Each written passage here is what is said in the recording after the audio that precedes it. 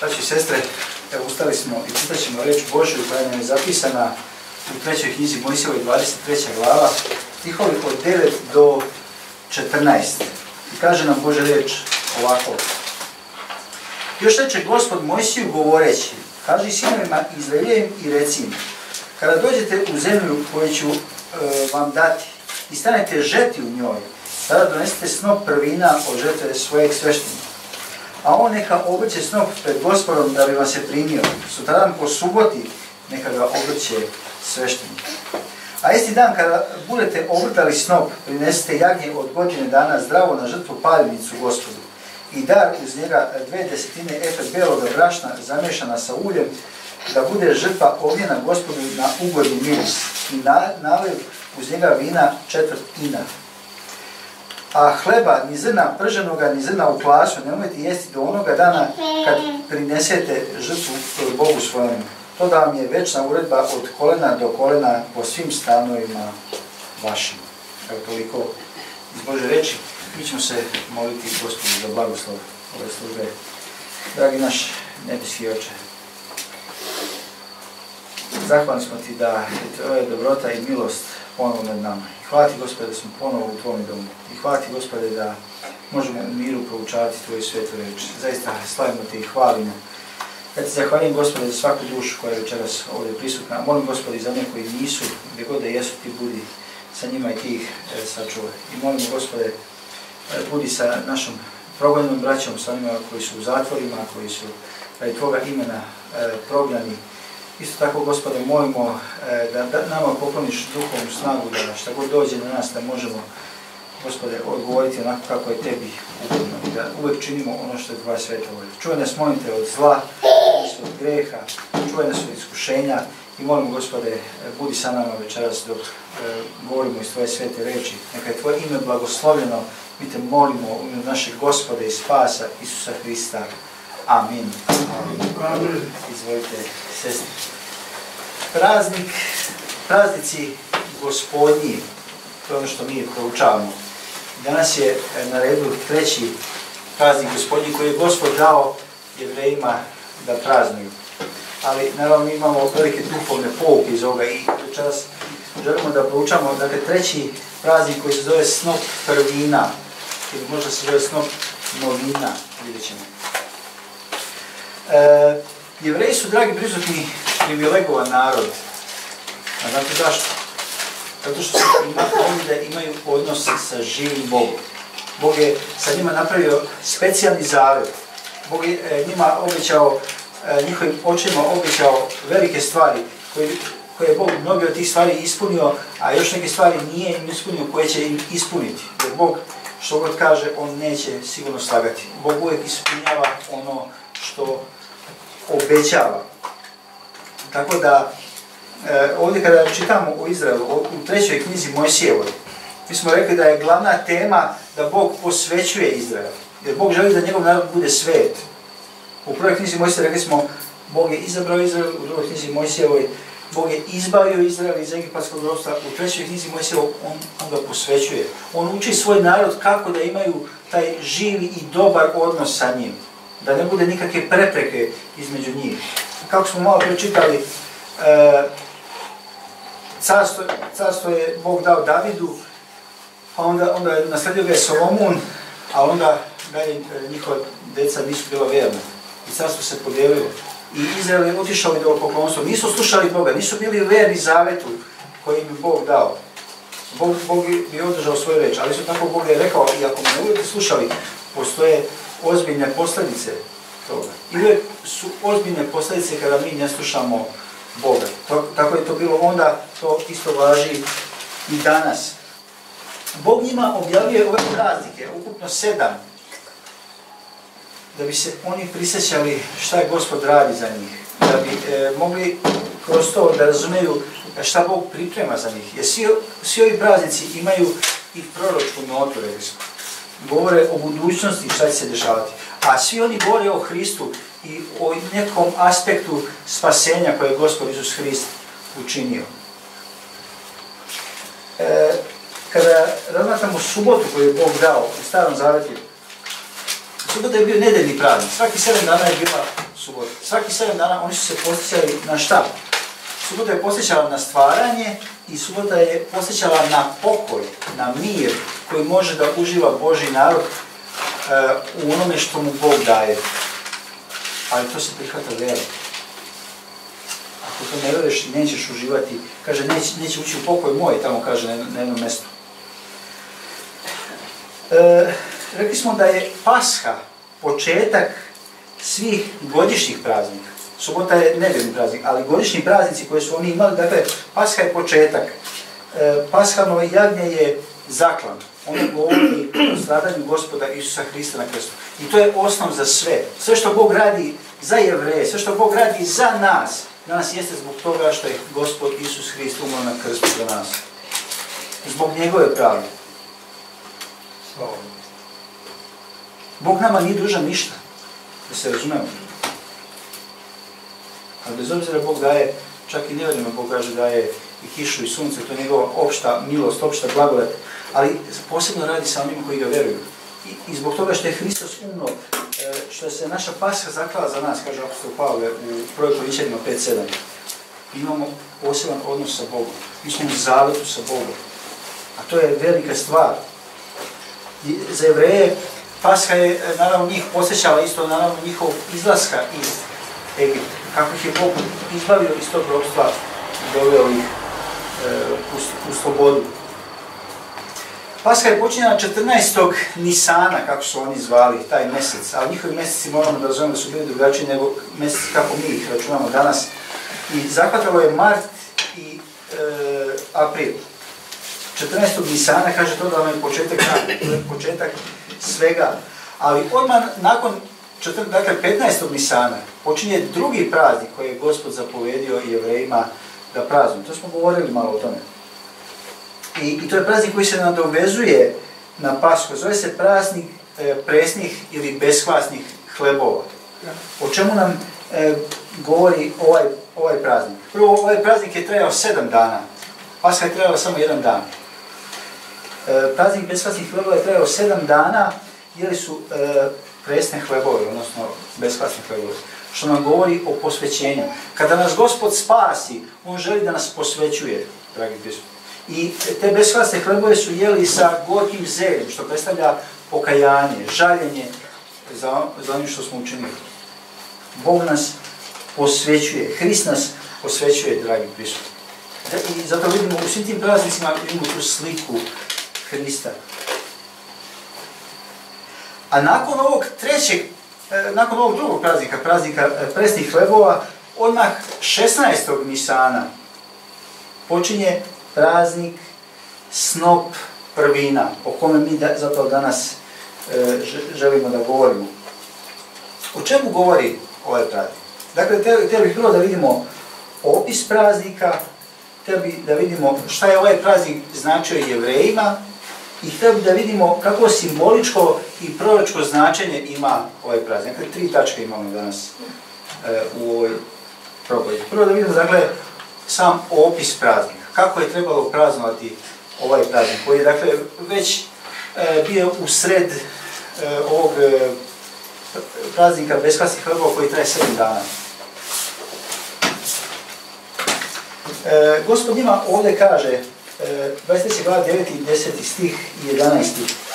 Kaže, još reče Gospod Mojsiju govoreći, kaži sinovima Izraeljevim i reci im, kada dođete u zemlju koju ću vam dati i stanete žeti u njoj, tada donesite snop prvina od žetve svoje k svešteniku. I on neka obliče snop pred Gospodom da bi vam se primio, sutradan po suboti neka ga obliče svešteniku. Dakle, ovdje imamo puno informacija zapravo, u ova 2-3 stiha. I ovdje treba ovo dobro da razumijemo. Šta kaže Gospod ovdje? Prvo kaže, kada dođete u zemlju koju vas ja vodim. Oni su još uvijek ovdje ispod gore Sinaj. Oni su primili zakon, napravili su svetište i sada je dalje uči, Gospod im je dao sveštenstvo, Gospod ih sada uči dalje, daje im ovdje ove praznike, ali im govori o budućnosti. Oni će sigurno doći u obećanu zemlju. Bog uvijek ispunjava ono što on kaže. Kaže, kada dođete u obećanu zemlju, šta ćete učiniti? Jer ne može biti pre. Ovaj praznik se ne može praznovati u pustinji. Pasha može da se praznuje u pustinji. Praznik presnih hlebova može da se praznuje u pustinji. Ali u pustinji ne može da se praznuje snop prvina. Zašto? Pa gdje ćeš da nađeš snop? Kad ga nema, nego kad dođeš u obećanu zemlju koju ti Bog daje. A kakva je to zemlja koju Bog njima daje? Pogledajte, u 5. Mojsijevoj 8. glava, 7 do 11, tamo Gospod govori o toj zemlji u koju On njih vodi. Jer Gospod Bog tvoj uvećete sada u dobru zemlju, u zemlju u kojoj ima dosta potoka i izvora i jezera, što izviru po dolinama i po brdima, u zemlju izobilnu pšenicom i ječmom, i vinovom lozom, i smokvama, i šipcima, zemlju izobilnom maslinom, od koje biva ulje i medo, u zemlju gdje nećeš sirotinski jesti hleba, gdje ti neće ništa nedostajati, u zemlju gdje je kamenje gvožđe i gdje ćeš iz brda njezinih seći med. Ješćeš i bit ćeš sit, pa blagosiljaj Gospoda Boga svega za dobru zemlju koju ti da. I čuvaj se da ne zaboraviš Gospoda Boga svega, pazivši u neman zapovesti njegove i zakone njegove i uredbe njegove koje ti ja zapovedam danas. Dakle, ovo je Mojsije rekao kada se opraštao od naroda. Mojsije neće ući u obećanu zemlju, ali narod hoće ući u obećanu zemlju. Mojsije je već bio star, ali kaže, Gospod te uvodi u bogatu zemlju, gdje nećeš sirotinski jesti hleb. I onda govori šta tamo sve ima. U ono vrijeme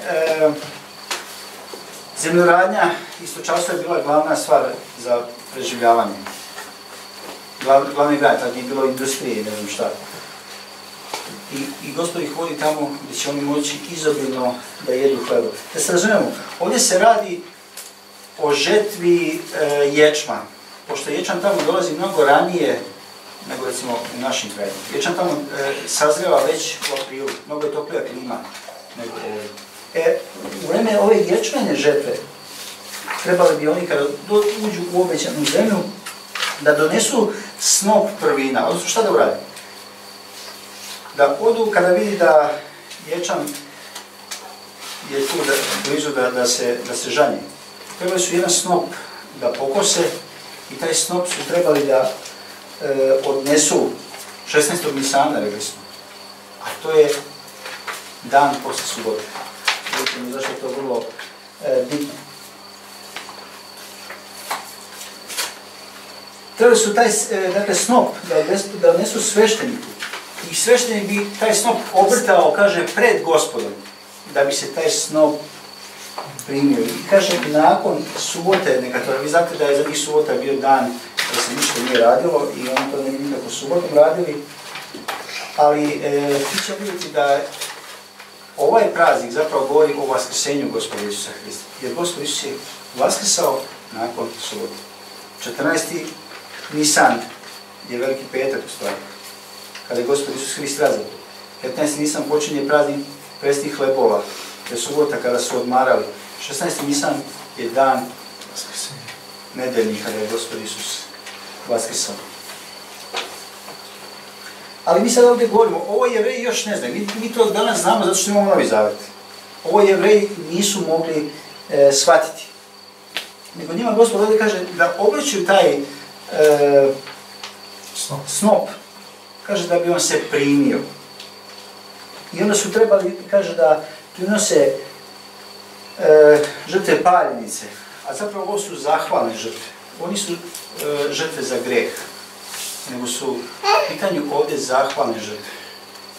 I naravno, zašto zahvalne? Zato što zahvaljuju za ono što Gospod je učinio za njih. Zahvalne žrtve. U isti dan, kada budete obrtali snop, prinesite jagnje od godine dana zdravo na žrtvu paljenicu Gospodu. Govorili smo o tim žrtvama, različite vrste žrtava postoje. I onda kaže i dar uz njega 2/10 efe bijeloga brašna zamiješana sa ugljem, da bude žrtva ognjena Gospodu na ugodni miris. I naljev uz njega vina 1/4.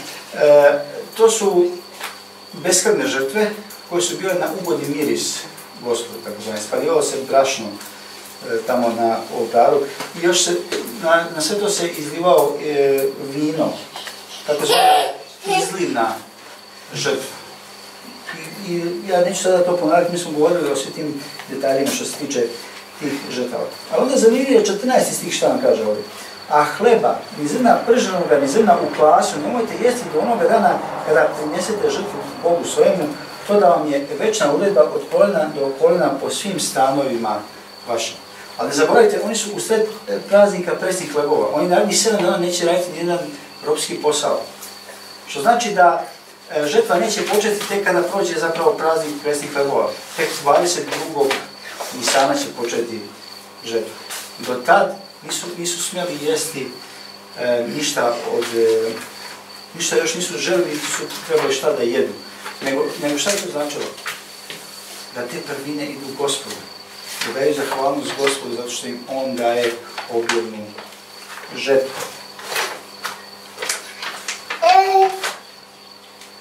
I kaže Gospod to da vam bude večna uredba kada uđete u obećanu zemlju. Sad, ovo je samo opis, dakle, praznika, kako ga je trebalo praznik. A da vidimo šta je on sada značio Jevrejima.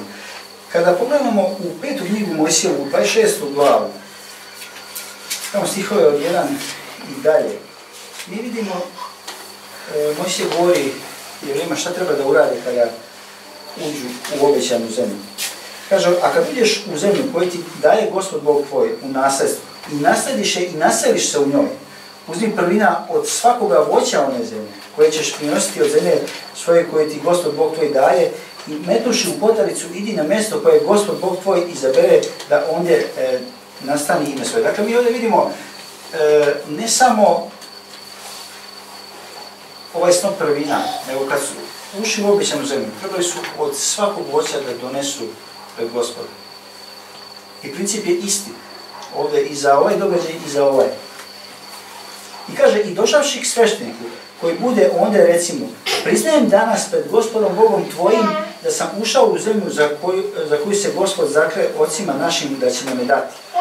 A sveštenik neka uzme potaricu iz tvoje ruke i metne je pred oltarom Gospoda Boga tvojega.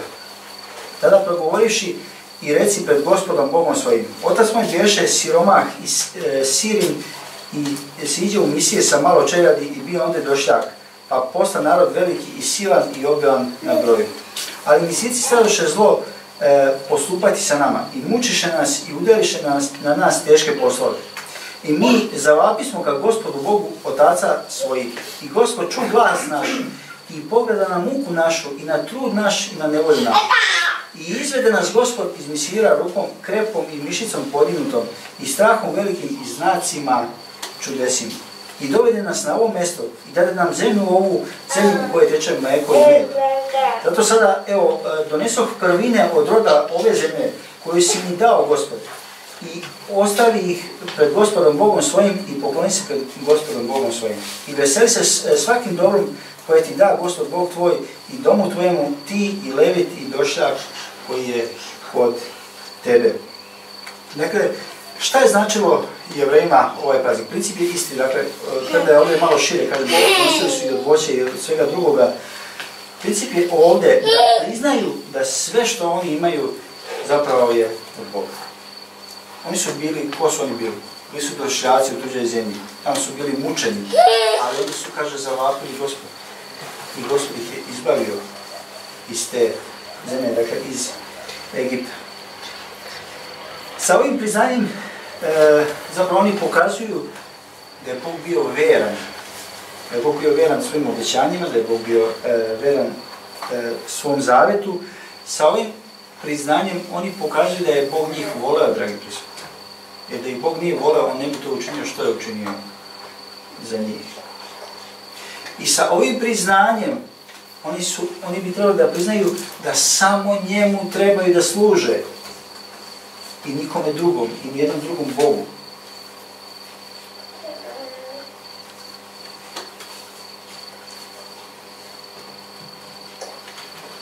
Priznajem, kaže danas, pred Gospodom Bogom tvojim da sam ušao u zemlju za koje se Gospod zakle ocima našim da će nam je dati.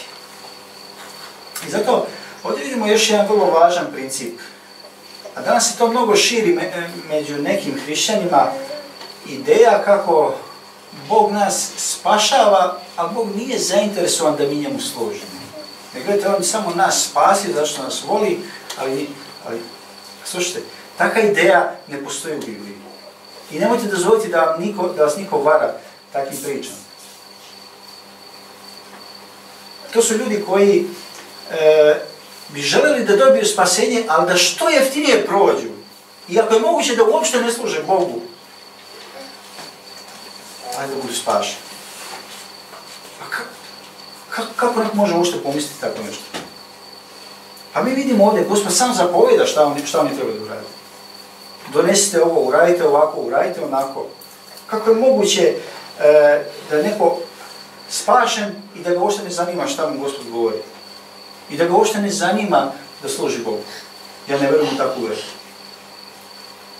Ne postoji takva ideja u Bibliji. Ljudi vole da navode one čuvene stihove iz poslanice Efežanima, 2. glava 8 i 9, a izbjegavaju onaj 10. Jeste blagodaću spašeni kroz veru i to nije od vas, dar je Božji. Super, kako je Bog dao spašenost. Kaže, ne od dela da se niko ne pohvali. I naravno da nije od dela. Jer naša dela nikad ne mogu zadovoljiti pravdu Božju. Ali dalje kaže, jeste njegov, odnosno Božji posao, sazdani u Hristu Isusu za dobra dela koja Bog unapred pripravi da u njima hodite. Amin. Tako je. Bog im pripravi dobra dela da mi u njima hodimo. A ne da mi se ponašamo i dalje kao da ne poznajemo Boga. Ne da mi gledamo samo neke naše uske interese kako ćemo negdje nije proći. Bog me voli.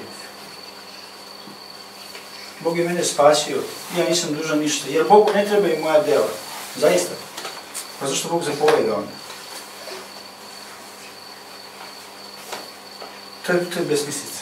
To je sotonska misao. To je prevara. Jer mi vidimo, kada mi služimo Bogu, naša vera, dragi prisutni, jača. I naše iskustvo sa Bogom jača.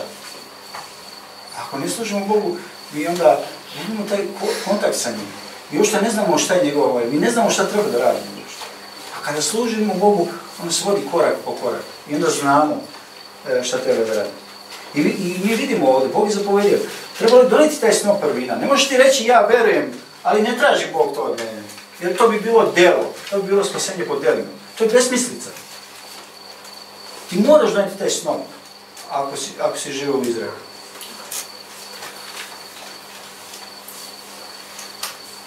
I pre žetve su, oni trebaju to donesu i da prinesu i da okreću pred Gospodom, da bi se primilo, odnosno da bi im Gospod dao tu bogatu žetvu. I ovdje, koji je princip ovdje? Kaže, ovaj praznik se zove snop prvina. Princip je ovdje da Bog mora biti na prvom mjestu. To je ono što Bog njih uči kroz ovaj praznik. To je ono što je značilo Jevrejima. Jer sve od njega, sve je njegovo delo. On ih je doveo u tu obećanu zemlju. Oni sami po sebi to nikad ne bi mogli uraditi. I zato Gospodu pripada ta žetva. Ali Gospod to daje svom narodu. Da vidimo mi to. David kada je rekao, kada se spremao da gradi hram, iz tvoje ruke, Gospode, primivši, tebi gradi smo. To je pravo priznanje. Da li mislimo da ono što mi imamo, da je to naše? Ako tako mislite, vi onda ne poznate dobro Boga. Sve što mi imamo jeste Božje. A onda iz njegove ruke primivši, mi njemu dajemo. A on nam daje izobilno da imamo za sve. On mora biti na prvom mjestu. I znate šta, kad god stavimo Gospoda na prvom mjestu i ponizimo se po njegovu silnu ruku, nikad nećemo pogrešiti. Nemojte se bojati da stavite Gospoda na prvo mjesto i da se stavite pod njegovu ruku. Nemojte se plašiti okolnosti. Samo poslušajte Gospoda i sve će biti kako je. A mi vidimo kroz cijelu istoriju Izraela, kad su se god oni odmetali od Boga, kad god nisu verovali od Boga, uvijek su loše prolazili. I vidjeli smo i malo pre u čitanju. Kada je sveštenik obrtao onaj snop. Oni su ovdje priznali da je sve od Gospoda i da njemu daju hvalu za taj rod, za taj izobilan rod koji im Bog daje. Bog ih je onda blagoslovio dobrom žetvom. Bog je dao i onaj rani i pozni dažd, kako kaže ovdje, odnosno kišu. Znate, Izrael isključivo zavisi od toga koliko će biti kiše. U Egiptu, Egipćani uopšte nisu imali da će biti kiše u njihovoj zemlji. Znate zašto? Zato što imaju reku Nil, oni mogu da zalivaju koliko god hoće. Ali Izrael nema šta da zaliva. Izrael isključivo zavisi od kiše. A drugim rečima, Izrael isključivo zavisi od Boga. I Bog kaže da će vam kišu i ranu i kasnu. To je bio izraz. A drugim rečima, da će im sve što im je potrebno. Jer poljoprivreda je bila osnova za život u ono vreme. Isključivo. I Gospod je dao, ali Gospod je znao i da uskrati kišu kada mu ne vjeri. Isto tako, oni su trebali da prinesu i one žrtve, vidjeli smo zahvalne žrtve i darove uz žrtve. I zašto to? Ovdje se radi o odnosu između njih i živoga Boga. Ovdje se radi o poštovanju Boga. Jer kakav je to odnos? Ako Bog nešto daje, onda i mi njemu nešto uzvraćamo. Ne da bi se spasili, nego zato što smo spašeni. Tako i oni, zato što su u odnosu sa Bogom. I zato ljudi koji tvrde da čovjek treba samo da veruje, a da uopšte ništa ne radi, oni uopšte ne razumeju šta je vera. Jer vera uvijek proizvodi one prave vere. Prava vera. I u ovom odnosu, kako je Bog pokazao ljubav prema njima, i oni su trebali da pokažu ljubav prema Bogu. Drugo, Biblija nas isto tako uči da Boga treba poštovati svojim imanjem. Ako pogledamo u priče Solomunove, tamo 3. glava, 9. i 10. stih kaže: poštuj Gospoda imanjem svojim i prvinama od svega dohotka svojega. I bit će pune žitnice tvoje obilja i presipati semeno iz haca tvojih. Ovo je Božje obećanje. Ali to možeš raditi. Ne možeš reći ja verujem, a neću dati ništa. Jer Bogu ne treba i moja djela. To nema smisla. Zato su oni taj snop prvina prinijeli prvo Gospodu. Poštovali su Gospoda svojim imanjem. I ovaj princip da Gospod bude na prvom mjestu i da poštujemo Gospoda svojim imanjem važi i danas.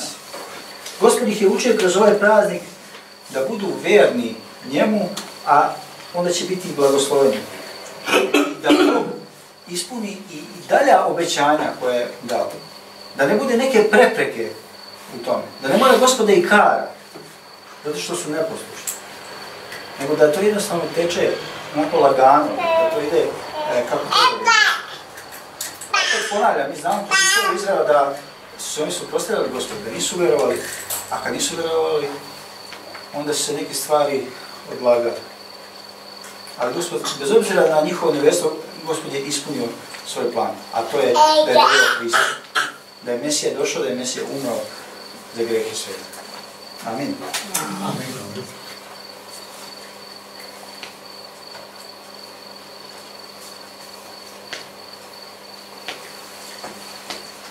I onda, isto ovaj praznik, rekli smo, on govori o nekom aspektu spasenja. O kom aspektu spasenja Hristovog, Božijeg, govori ovaj praznik. Ajde sada to da pogledamo. U drugim rečima, kako simboličko i proročko značenje ima ovaj praznik. To je ono što nas sada zanima. S obzirom da je padao 3. dan nakon Pashe, rekli smo, koji je bio nedelja. To nas podsjeća na vaskrsenje Hristovo. Sveštenik je obutao snop posle subote, to smo vidjeli. Tako simbolički, psihološki, ovaj praznik ukazuje na vaskrsenje Hristovo, a i ne samo na vaskrsenje Hristovo, nego i na sva vaskrsenja koja će se desiti do kraja sveta. Što nam je jasno u Bibliji objavljeno u Novom Zavjetu. Što se tiče spasenja, dragi Kristi, za nas je važno da je Hrist umro za grehe naše, kaže Biblija, ali kaže da je i ustao za opravdanje naše. Dakle, nije dovoljno samo da je Hrist umro, ne bi bilo dovoljno da je Hrist samo umro za grehe naše. Zašto je bitno da je Gospod Isus Hrist vaskrsao? Važno je zato što to znači da je njegova žrtva prihvaćena. I on kao pravednik je ustao, jer on nije umro za svoje grehe, on je umro zbog naših greha. Ali on ne bi trebao nikad umreti. On je pravednik. I važno je, jer Biblija kaže da Hrist nije vaskrsao, kaže mi bismo još uvijek bili u svojim gresima. Piše nam u 1. Korinčanima 15. glava 17. stih. To znači da Otac nije prihvatio njegovu žrtvu, da njegova žrtva nije bila savršena. Bože sačuvaj, daleko od toga takav pomisao. To bi zaista bila nevjerovatna tragedija. Zamislite da je Sin Božji ostavio slavu neba, da je došao na zemlju i da je umro i da nas ipak nije iskupio. Kako bi to bilo strašno? Da je on zaista prva nanorođena osoba, kao što neki naučavaju. I zato bez vaskrsenja, spasenja Božje, dragi prisutni, ne bi imalo nikakvog smisla. Hrišćanstvo bez vaskrsenja nema nikakvog smisla. Hrišćanstvo bez vaskrsenja je kao bilo koja druga religija. Ona nema nikakvu silu da promeni čovjeka. Ona je kao bilo koja druga religija, mogla bi da bude, ako nas Hrist nije spasao, onda mi moramo nekako svojim djelima da se spasamo. To je kao i sve druge religije. Da li vidimo tu zamku? Kada ljudi ovo ne razumiju i kada to ne naučavaju. Kada Pavle govori o evanđelju, o šta sadrži evanđelje, on piše nam u prvoj poslanici Korinčanima, tamo u 15. glavi, od 1 do 4, možemo i do 5. stiha pročitati, kaže, ali vam napominjem, braćo, evanđelje, to vam objavih, koje i primiste, u kome i stojite, koji se i spasavate, ako držite kako vam objavih, već ako da uzalud verovaste. Jer vam najpre predadoh što i primih, da Hristos umre za grehe naše po pismu. I zamislite sad da je Pavle stava ovo. To bi bilo nepotpuno, je tako? Ali Hristos je umro za grehe naše po pismu, ne po njegovoj priči, nego po pismu, to tvrdi ceo Stari Zavjet. Ali onda kaže dalje, i da bi ukopan i da usta 3. dan po pismu. To je važna činjenica, on je ustao. I onda 5. stih kaže da se javi Kifi, to jest Petru. A potom 11 apostola i onda nabraja sve svedoke Hristovog vaskrsenja i onda kaže na kraju da se i njemu javio kao kakvom nedonošćati, tako da. Dakle, Gospod Isus se pokazao da je živ istinitim znacima. Nakon što je bio razapet, 3. dan on je ustao. I dalje kada Pavle piše ovo u 15. glavi 1. Korinčanima, jer on Korinčanima ovdje govori o vaskrsenju. Jer u Korinskoj crkvi su postojali ljudi koji nisu razumeli vaskrsenje, koji čak nisu verovali u vaskrsenje, a govorili su da su hrišćani. Govoriti da si hrišćanin, a da ne veruješ u vaskrsenje, to nema nikakvog smisla. A takva je cijela Srbija skoro. Jer ti danas prođi i pitaj naše hrišćane ovdje okolo, verujete vi da je Hristos ustao? Veruju, tu i tamo. Verujete vi da ćete vi ustati? A to ne veruju. Niko nije ustao. A kako nije? Sad si rekao da je Hrist ustao. Znači neko jeste ustao iz mrtvih. Ne postoji ta istinska vera u njima. Ali evo što kaže za Gospoda Isusa Hrista i za njegovo vaskrsenje. U 15. glavi 20. stih. Ali Hristos usta iz mrtvih i bi novina onima koji umeše. Ovo novina možda se kaže i prvina. Kao što imamo snop prvina ili možemo reći snop novina, nova žetva. I zato je to novi snop koji su Jevreji trebali da donesu, tako. Kao onaj snop prvina, dragi prisutni, koji su Jevreji pokosili pre glavne žetve. Tako je Hrist prvenac iz mrtvih. On je prvi koji je ustao, on je prvi koji ima ono proslavljeno telo, on je prvi onaj koji ima telo kako ćemo mi svi imati kada bude večnost. Ustajali su ljudi i pre toga, da se razumiju. Elisej je vaskrsavao mrtve u Starom Zavetu, ali ti ljudi su ponovo umrli. Ti ljudi nisu dobili proslavljeno telo, kao što je Gospod Isus Hrist dobio. Zato to vaskrsenje moramo da razlikujemo. Ovo je vaskrsenje, dakle, za večnost. Ono je bilo samo oživljavanje i ponovo vraćanje u smrt. Zato je Gospod Isus Hrist kao taj snop prvina, dakle, koji su Jevreji donijeli, koji je sveštenik obrtao, koji se pokazivao pred Bogom. I vidite šta kaže za Gospoda Isusa Hrista. Kaže da se on za nas pokazao pred Bogom nakon svog vaskrsenja.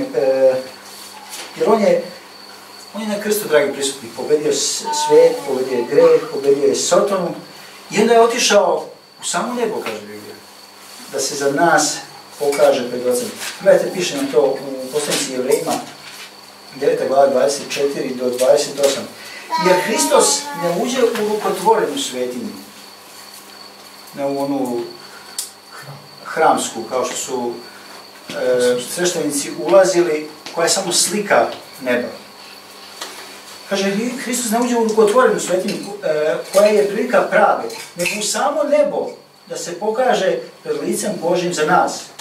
Niti da mnogo puta prinosi sebe, kao što pogledaj sveštenički ulazi u svetinju svake godine sa krvlju tuđom. Inače bi on morao mnogo puta strati od poslanja sveta, a sada jednom na svršetku veka javi se da svojom žrtvom satre greh. I kao što je ljudima određeno jednom umreti, a potom sud, tako se i Hristos jednom prinese da uzme mnogih grehova, a drugom će se javiti bez greha na spasenje onima koji ga čekaju. Da, amin. Dakle, vidimo tu. I zato, da li sada vidimo tu vezu između snopa prvina i Hristovog vaskrsenja? To je ta slika. Biće velika žetva, ali snop je prvi došao da se prikaže. Snop je obrtan pred Gospodom. Tako se Gospod Isus predstavio za nas. Biblija kaže da on sedi Bogu s desne strane i moli Boga za nas. On je naš predstavnik Boga. Ali rekao sam, ovaj praznik ukazuje na Hristovo vaskrsenje, ali još više ovaj praznik ukazuje i na sva druga vaskrsenja koja će se desiti do kraja sveta. Zapravo, ovaj praznik nam ukazuje na redosled vaskrsenja koji će se desiti. A postoji 4 reda vaskrsenja. I gledajte kako Pavle piše ovdje u 15. glavi, 20. stih do 24. Ali Hristos ustaje iz mrtvih i bi novina onima koji umreše. Jer budući da kroz čovjeka bi smrt, kroz čovjeka i vaskrsenje mrtvih. Jer kako po Adamu svi umiru, tako će po Hristu svi oživjeti. Ali kako? Kaže Pavle, svaki u svom redu. Da napomenem jednu stvar. U većini hristijanizovanih zemalja, neću reći hrišćanski, jer ne postoje hrišćanske zemlje. Postoje hristijanizovane zemlje, koji su ljudi donekle prihvatili hrišćanstvo i neke principe i načela hrišćanstva. U hristijanizovanim zemljama većina ljudi veruje da će jednog dana svi ustati i stati pred Boga i onda će dati odgovor Bogu. Želim da vam kažem, nije loše čak ni to verovati. Dobro je verovati da postoji vaskrsenje. Ali kad gledamo biblijski, nije tako. Neće svi ljudi odjedanput ustati i stati pred Boga, nego postoje redovi vaskrsenja. Postoje 4 reda vaskrsenja. I to ćemo sada da pogledamo. Kaže, ali svaki u svom redu će ustati. Novina Hristos, on je prvi, je tako? A potom oni koji verovaše Hristu o njegovom dolasku. Onda kraj, kada preda carstvo Bogu i Otcu i kada ukine svako poglavarstvo i svaku vlast i svaku silu. Sada, da pogledamo to. Hrist je ustao prvi. Šta bi značila onda žetva koja dolazi? Kada će biti ta velika žetva? Kada će biti to veliko vaskrsenje? Veliko vaskrsenje ovdje se odnosi zapravo na uzimanje crkve. To je ono što, to je ona naša blažena nada, to je ono što mi kao vjerni ljudi čekamo. Jer uzimanje crkve je kao vaskrsenje. Mi ćemo se pretvoriti, kaže Biblija. Vaskrsenje ne znači samo ustati iz mrtvih. Vaskrsenje znači isto pretvoriti se, preobraziti se iz jednog oblika u drugi. Iz ovog smrtnog tijela u ono besmrtno tijelo koje će nam Gospod dati. I to vidimo, evo, 1. Korinčanima 15. glava 51 do 53, Pavle govori, kaže tajnu, jer on ima nikog poznato do tada. Evo vam kažem tajnu, jer svi nećemo pomreti. Doista je moment kada će Gospod da uzme svoju crkvu. Svi nećemo pomreti, ali ćemo se svi pretvoriti u jedan put, u trenuću oka, u posljednjoj trubi. Jer će zatrubiti i mrtvi će ustati neraspadljivi i mi ćemo se pretvoriti. Jer ovo raspadljivo treba da se obuče u neraspadljivost i ovo smrtno da se obuče u besmrtnost. I onda Pavle dalje nastavlja svoj argument što dalje nećemo čitati. Dakle, taj moment kada Gospod Isus dođe i kada pozove, on je rekao, dolazi dan kada će mrtvi u grobovima čuti moj glas i čuši oživjet će. Oni koji veruju Hrista, u tom momentu će ustati, pretvorit će se, dobit će tijelo kao što on ima, proslavno tijelo. A mi koji smo živi, koji njega dočekamo, mi ćemo se isto pretvoriti i idemo u susret u oblake sa Gospodom. Isto nam to potvrđuje 1. Solunjanima 4. glava od 13 do 17. 1. Solunjanima kaže ovako, neću vam pak zatajiti braću, za one koji su umrli, da ne želite kao i ostali koji nemaju nade. Jer ako verujemo da Isus umre i vaskrse, tako će Bog i one koji su umrli u Isusu dovesti s njim. Jer vam ovo kazujemo reći Gospodinu, da mi koji živi ostanemo za dolazak Gospodnji, nećemo preteći onih koji su pomrli. Nismo mi ništa bolji od onih koji su pomrli. Jer će sam Gospod sa zapovešću, sa glasom aranđelovim i sa trubom Božjom sići s neba. I mrtvi u Hristu vaskrsnut će najpre. A potom mi živi. Potom mi živi koji smo ostali zajedno s njima, bit ćemo uzeti u oblake na susret Gospodu na nebo i tako ćemo vazda sa Gospodom biti. I onda kaže, tako utešavati jedan drugoga ovim rečima. To je utjeha za nas. Mi ostavljamo ovdje iskušenja, mi ostavljamo težak život, mi čekamo, mi čeznemo za tim, da dođe Gospod da nas uzme. Kaže Pavle, čekamo oteža. Cijela priroda uzdiše, dragi prisutni, da Gospod Isus dođe da svrši sa bezakonjem, sa grehom. A pogotovo mi koji poznajemo Gospoda. Šta će se desiti kada crkva bude uzeta? To je jedna opširna tema, ali ukratko. Čim crkva bude uzeta, Biblija nam objavljuje da dolazi Antihrist, poslednji svetski vladar, koji će vladati na cijelim svijetom, ali će vladati kratko, vladati 7 godina. Ali za 7 godina on će napraviti veće muke i probleme nego i to. Zapravo ovih 7 godina se zovu vreme 7 godina velikih nevolja.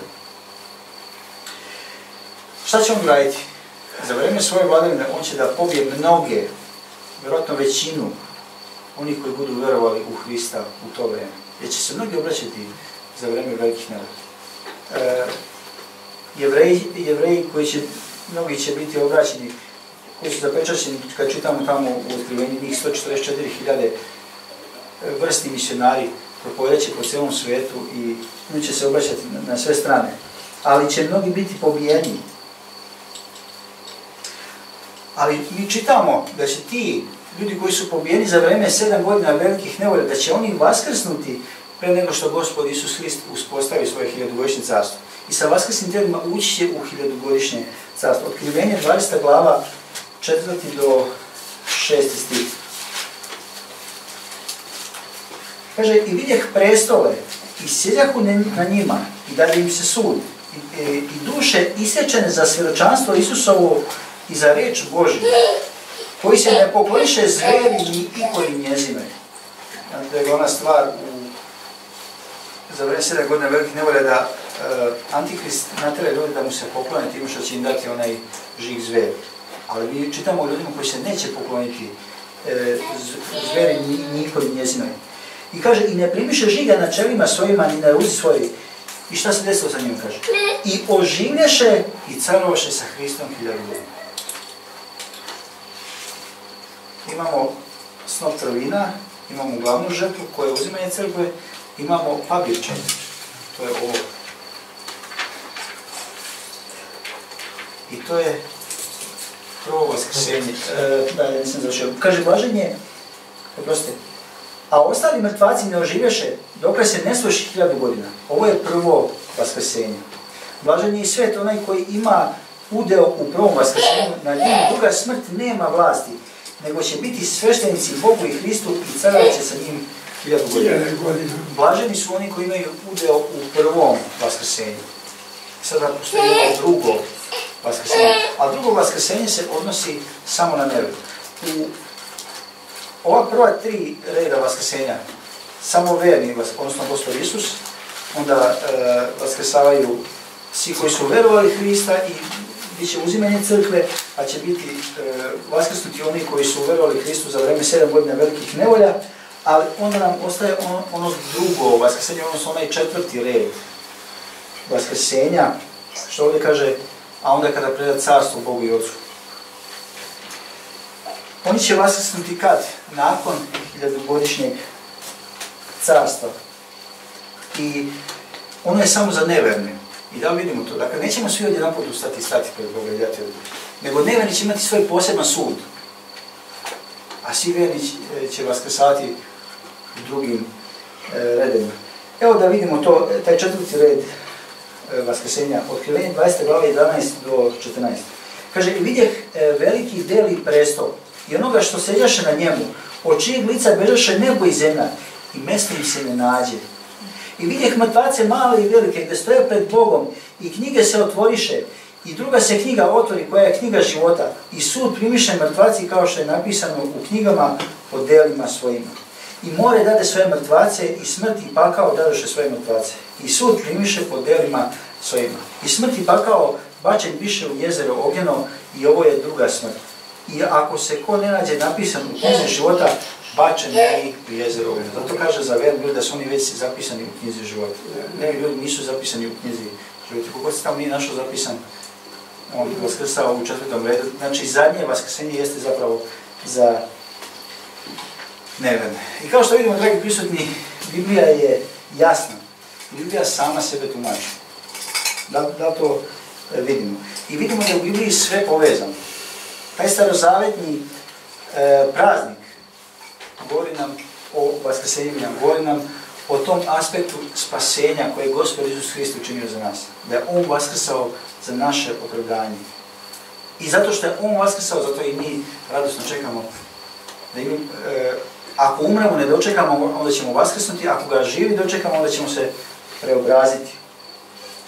Zato Bog je učio svoj narod u ono vrijeme, a nadam se da uči nas danas. Da nas Gospod uči, evo, kroz ovaj praznik koji je dao. Dakle, vidimo veliko proroštvo zapravo u ovom prazniku. I svi ovi praznici, rekli smo, postali su prema Hristovom delu, za naše spasenje. Jer bez Hrista, dragi prisutni, ovaj praznik nema nikakvog smisla. Zašto? Zato što je Hristos stvarnost. Ako samo prazniš ovaj praznik, a ne razumeš i ne veruješ Hrista, onda to praznovanje ne bi značilo ništa. Baš kao ni danas što neki praznuju Božić ili Uskrs ili ne znam šta. Ako zaista nemaju Hrista, praznovanje ne znači ništa. Da li mi imamo tu stvarnost? Da li mi imamo Hrista, dragi prisutni? Da li su nam gresi oprošteni? Da li smo dobili život večni? Da li očekujemo vaskrsenje, odnosno da li očekujemo uzeće? To je pitanje za nas. A vidjeli smo, sve je počelo od Pashe. Naša se Pasha zaklala za nas, Hristos. I zato mi treba da se posvećujemo. I onda Hrist je ustao za nas. A sljedeće, šta Gospod radi? Nakon što je ustao iz mrtvih, nakon svoje smrti, on stvara i on gradi svoju crkvu. I on to gradi i danas. I onda 4. praznik u jevrejskom kalendaru, koji su oni trebali da slave, govori nam o početku crkve, o rađanju crkve. A to ćemo, ako Gospod dozvoli, idući put gledati. Neka je zaista slava i hvala Gospodu Isusu Hristu na njegovoj pobjedi i hvala Bogu za njegovu reč. Amen.